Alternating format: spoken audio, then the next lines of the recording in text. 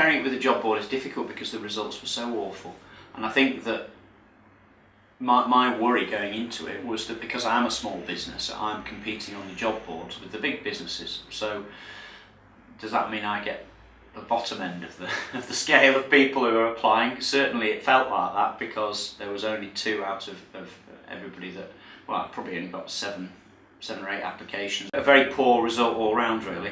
That I think I only interviewed 2 people through that process. I didn't get anything from the job board in the end, so what I paid, which was about 280 quid, it was wasted money. As a small business, to go down the recruitment route is sort of thousands of pounds, really.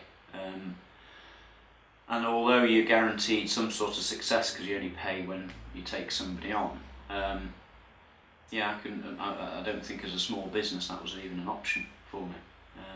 Decided in the end to use JobsTheWord. But they were also able to tell me quite quickly an estimate of how many people they thought were in the local area, with those skills. So I think in the end I got altogether about 43 applications. Now, bearing in mind we're a small business, I was more than pleased with that. Most of them were in work, so that made it much easier for me because I could see the job roles that they were doing. So the CVs, when they came through, were that this is what I'm doing now, and that most people were in a role.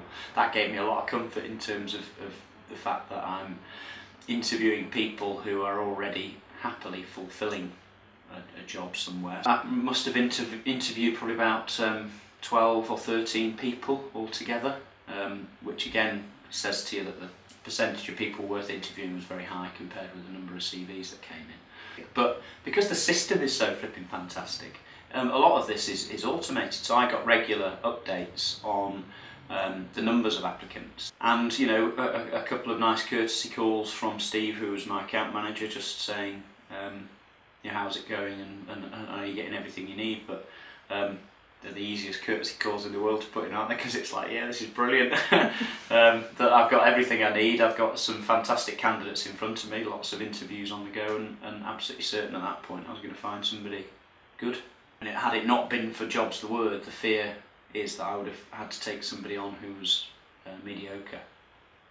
And for me, as I say, as somebody who's trying to differentiate and grow my business, I think that would have been a disaster.